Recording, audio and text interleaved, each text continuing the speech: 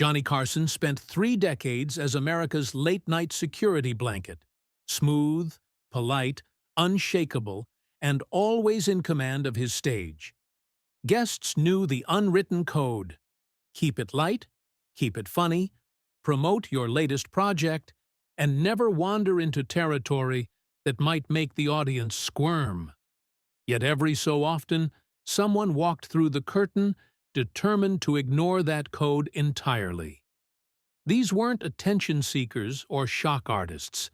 They were guests whose honesty came pouring out without hesitation, revealing personal truths, naming names, and dragging real-life messiness onto a television landscape built on politeness and caution.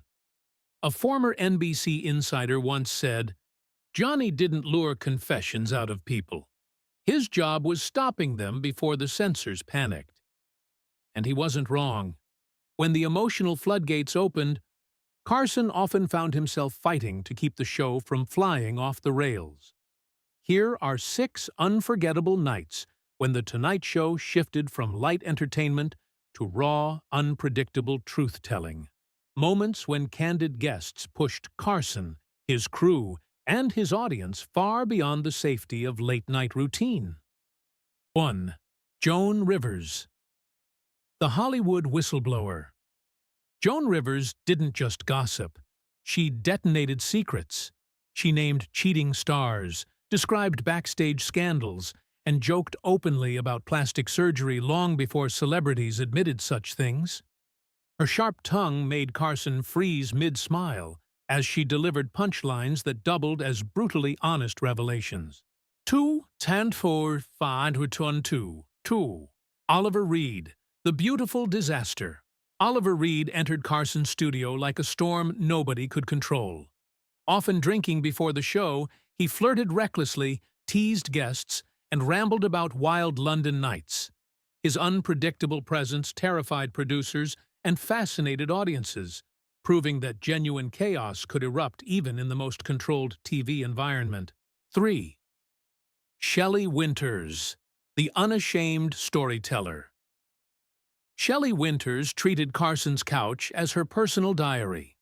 With cheerful boldness, she shared details about her long list of Hollywood romances, mentioning famous lovers by name, including Marlon Brando.